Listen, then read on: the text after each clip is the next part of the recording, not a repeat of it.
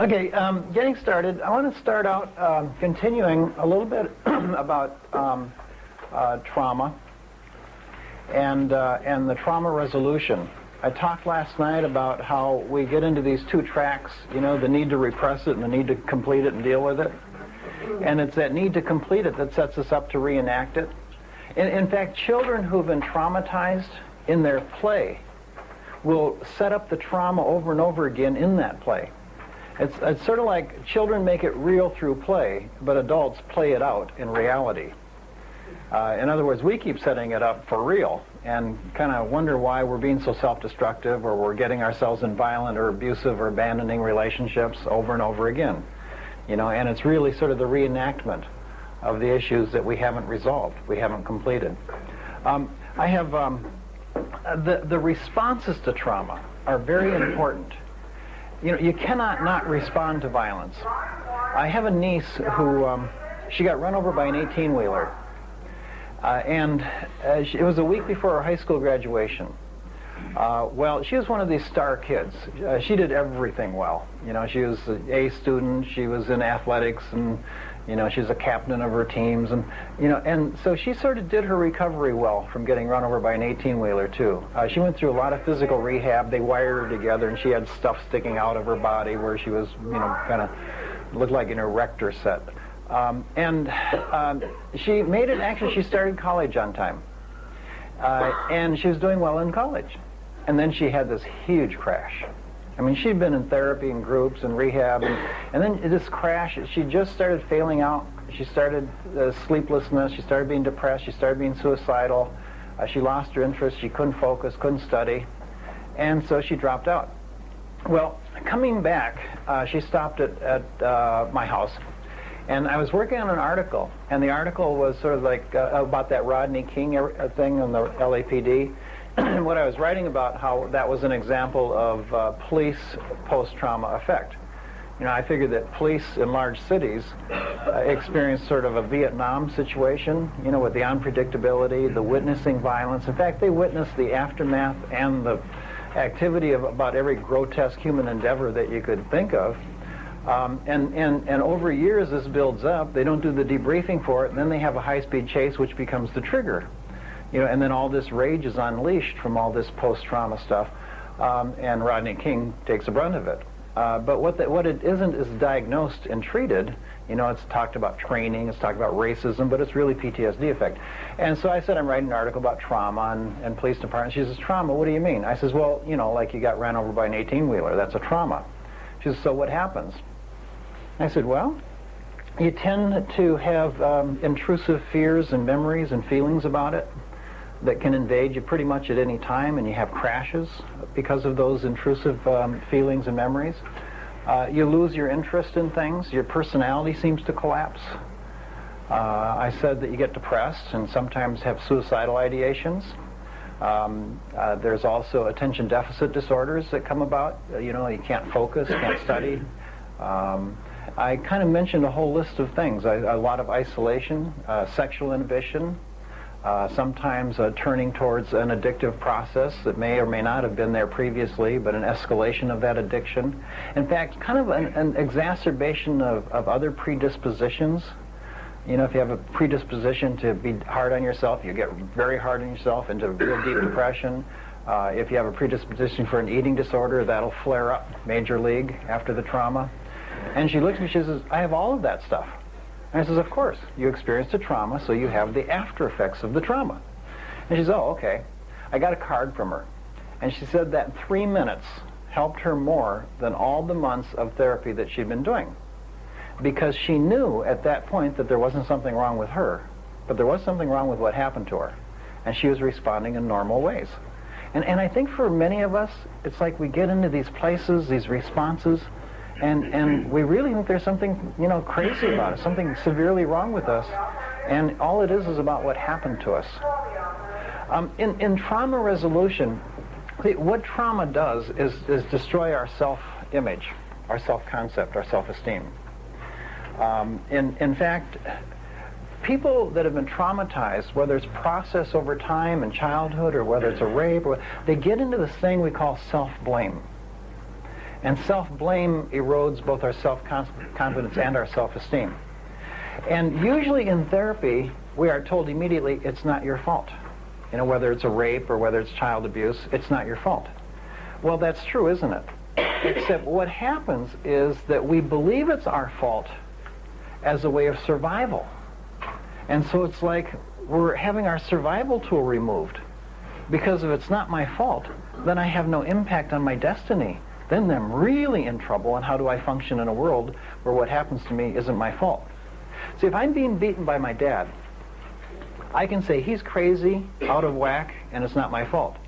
But then I'm in deep shit, so to speak, because I'm living with a dad who's crazy, and it's nothing I can do about it. Okay, but if I can say, there's something wrong with me, or there's something that I'm doing that I can change, and then I'll be okay. Then I kind of keep functioning. I have hope then. And I think a lot of us keep functioning because of our capacity for self-blame. Now, Bowman from UMass has done some studies on self-blame. And she says there's essentially two different kinds of self-blame. She says there's a characterological self-blame where I say, this is about me and who I am. This is why I'm being abused or hurt or neglected and things aren't going well in my life. You know, another kind is this is about what I'm doing so I can change my behavior, the behavioral self-blame. Now, obviously, the behavioral self-blame facilitates survival much more than the characterological. But, you know, eventually, if we have so much happening to us, you know, we can't seem to sort out the behavioral stuff, then we eventually get into the crushing of our self-esteem through the characterological. I think that we need the self-blame guided into self-protection. It's like the term victim really doesn't describe a person so much as it describes a role that a person has learned. The term victim, though, means that I am not responsible for what happened to me. But there's another term that's getting popular, and that's the term survivor. And the term survivor means I am not responsible for what happened to me, but I am responsible for the solution to what happened to me. So, you know, if I'm in a crazy neighborhood in the middle of the night, and I'm alone, and I'm mugged, beaten, raped, or whatever, you know, I can go out of there and say, oh, I was so stupid. What was I doing in that neighborhood? What's wrong with me? You know, and then I can learn from that to take care of and protect myself, and that's a part of the survival role. But if I'm in my apartment, and the doors are locked, and the windows are locked, and I'm supposed to be safe, and I've taken all the precautions that I can take, and someone breaks in anyway, and I get raped, what do I say about what I can do? It's actually harder to recover from that kind of trauma where we are taking care of ourselves, from the kind of trauma that happens in childhood where we really, you know, how does a 3-year-old blame themselves for being sexually molested? You know, and so that's when it gets more into who we are. But I think it's important to move it from not who we are, but what we can do to protect ourselves. It's not buying totally into self-blame, because getting hurt is not our fault. But protecting ourselves is our responsibility. When I was first talking about working with Vietnam vets, that's where I really noticed, you know, in the 70s, the parallel between the adult children stuff and the Vietnam stuff. You know, because adult children had pretty much the same issues as the Vietnam vets. You know, the adult children of alcoholic and violent and addicted families and crazy-making families. And it seems to me that we owe a lot of our recovery movement to the Vietnam vets who returned, and they taught us about trauma and its effects, and they also taught us about the healing part. You know, the peer groups, the facilitating, the talking about what happened. And I was talking about the impact of trauma. And another one of the impacts of trauma is that we isolate, we lose our sense of networking, that we have a loss of the sense that we can have an impact on our own destiny. We have a fear of recurrence. And I think that what happens for many of us is that disconnection between the trauma and the response, and that we haven't understood the impact of trauma in our culture overall. Well, the Vietnam vets having taught us that, there's another thing that happens, and that's a loss of meaning. And it's like when the Vietnam vets came back, it seems like to them life had no purpose, it had no meaning. And that was the ultimate spiritual breakdown. Because what is our spirituality but that sense that there is something meaningful about our existence, about our life, about our life's direction? And so we sort of lose the inspiration of what is meaningful. The spiritual breakdown is really the part that we talk about that leads to addiction as well. Well, obviously then in the healing of trauma, we have to find meaning. And it's interesting sometimes how we do it. Some people find meaning by making the trauma into some kind of a character strengthening process. Some people find meaning by finding sort of a religious sense after the trauma. Some people, though, have found meaning in a different way. I think that some traumas are very difficult to find meaning from. If you're raped, or if you're sexually molested as a child, if you're beaten by a parent, it's hard to find the meaning in that. But I want to tell you a story. I was doing a group, and it was mostly sexual abuse victims, mostly incest victims, men and women. And there was a woman in the group who was almost like a co-facilitator for the group. She had been there several months. She had done a lot of debriefing, and the debriefing is part of the healing process, talking about the sights, the sounds, the smells, the details of the places that we've been and of what we remember, and also even talking about some of what we don't remember, but we feel, and being honest and debriefing the feelings as well. Well, she had been doing a wonderful job of the debriefing. But she often talked about how she felt like she was walking on the edge of like a black hole that was pulling at her. And every once in a while would grab her and sink her into a lot of despair. It's like she lived on the edge of depression and despair. And she couldn't come up with any meaning for having been molested by her father, her natural father, for about 11 years of her life. That was hard for her. And she knew that she had to find that meaning. Well, something happened. A new person came into the group. This person had a similar story. She had been molested by a stepfather for, almost as long in her life. And she didn't want to be in the group. And on entry in the group, she was like sick, nauseated. She wanted to throw up. And I thought, since she'd been molested by a man, if I looked at her closely, she'd probably bolt. And it was a hard decision for her to even be in a group that was led by a man. And so I was kind of taking it easy, but I also, wanted to do something. Well, instead of my having to, this person had been in the group for several months, kind of slid over to her, put her hand gently on her arm, says, I was sick when I came in too. And once during my work, I did throw up. And she said, I found a couple things out about this group. That first of all, it's a very safe place. And secondly, you don't have to do anything if it doesn't feel right. And then she slid back.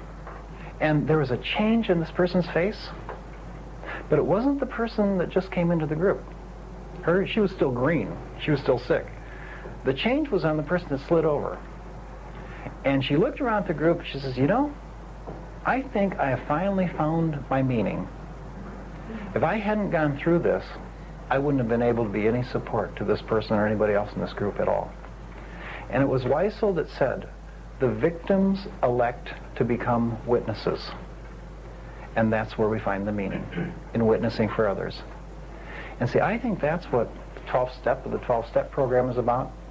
I think that's what a lot of people in this field, a lot of people who become sponsors, a lot of people that are just willing to kind of go public in some way as a witness for others who have been hurt. And that's a very valid meaning. Well, first time I told that story, I was in Philadelphia. I had two men come up to me on break, and they're both in tears. And I said, come on, guys, stop crying. Don't be wisps. No, I didn't really say that. Actually, what I said was what's happening. And they said, well, we're Vietnam vets, and we've been in the same group for many years. But we have a sense of kind of hopelessness and meaninglessness about that war that we've carried with us. And we haven't kind of been able to really do any resolution about that war, even though we keep talking about it. And they said, and what you said today struck a note. Because evidently, without us, we wouldn't have these trauma programs in hospitals. We wouldn't have the kind of process and debriefing and support and recovery that we have. And so it seems to me that what you gave us was a sense that maybe our experience did have some meaning and some impact. And so they said thanks and walked away.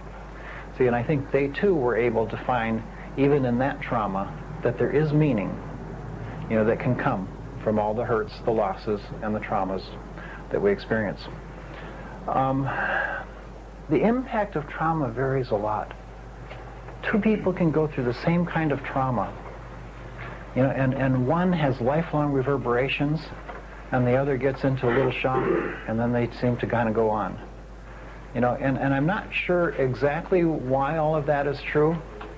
I think it has some to do with the state of where we are at the time of the trauma. At some times in our life, we're much more vulnerable to being hurt by someone else than others. I think it has to do with how much cumulative trauma we've experienced. Here's a little test for you. Let's say that you come from a very violent, low-functioning family. You've been abused repetitively. And you're walking down the street and you're mugged or raped. Okay, now let's say that another person came from a very healthy, loving, nurturing system, and they felt that most of their life, and they're walking down the street, same street, they're mugged and raped, or raped. Okay, who crashes the most? Second person. The person that came from the safe system. Yeah, because all their schemas about life are shattered. So they have a big crash, don't they? But you see, the other part, though, is that they may crash the most, but they'll also have the support and the ability to notice the impact of what happened to them and probably to work through it. The person who says, another incident, will tend to slough it off, but they're further fractured, and they have so many stress fractures that they'll eventually stress out so much that they'll have probably a major crash or continuing a steady decline. They won't probably be able to get the support and draw on the resources to process it. So the past experiences have an impact on whether we can recover from the trauma, even though the trauma may look like it impacts greater to someone who doesn't have those past experiences. The other impact variance has to do with what we're told and what we believe about the trauma. I think it's, I forget who it was, but someone said that it's not the incident, but the meaning we ascribe to the incidents, which is why it's so important to find a sense of meaning about the incident. A lot of it has to do with the age that we are.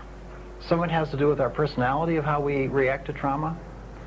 But there's one piece of impact variance that maybe is the most important. And that is our ability to talk about it at the time of occurrence. Our ability to have a confidant in our life that we can express what's going on.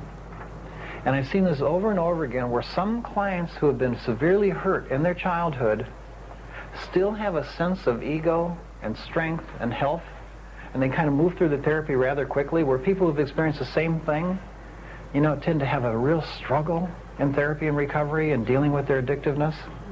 And generally the difference is that the person who gets through it more readily has had confidence in the past. The person who has the hardest time going through it is a person who grew up without confidence.